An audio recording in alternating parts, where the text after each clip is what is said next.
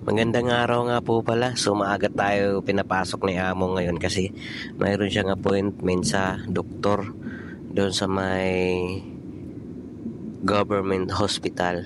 Dito nga pala yung pinupuntahan ng iba natin mga kababayan sa hospital na to, yung nandito sa Wanchay, yung Rotunji Hospital. So pag mayroong nararamdaman yung mga kababayan natin na malapit dito sila pumupunta.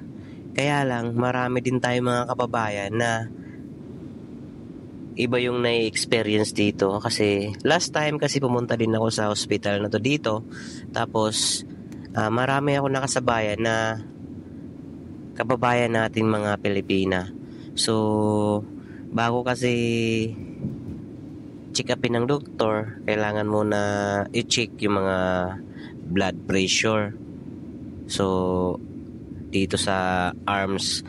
Kaya lang kasi nung Pilipina na yung susunod, ang sungit kasi nung nagkukuha ng blood pressure, pinagsabihan siya nung Pilipina na bakit pag mga Pilipino yung niya, ang pangit ng ugali niya.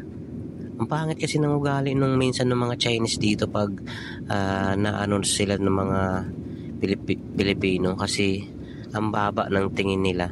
So mostly din kasi dito sa mga public hospital, may mga volunteers kasi sila na nagtatrabaho dito sa mga public hospital.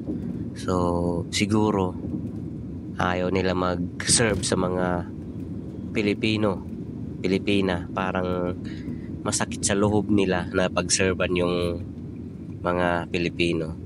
So pangit yung touring nung babae na yun nung time na nandoon din ako.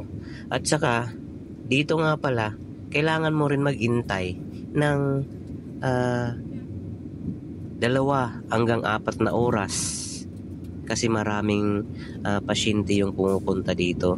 Tapos ang mangyari pa dyan, bibigyan ka lang ng Panadol. So sa pag-iintay mo 3 to 4 hours, Panadol lang pala yung ireresita sa'yo.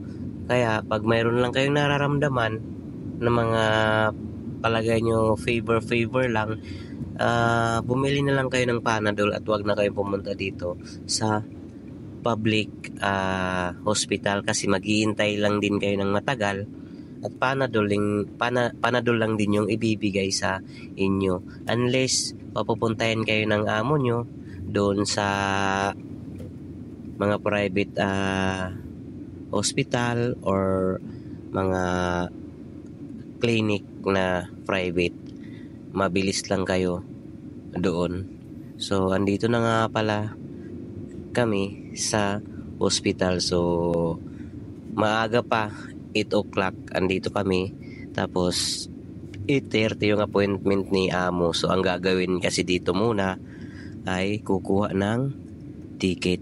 Tapos maghihintay sila kung sila na yung next.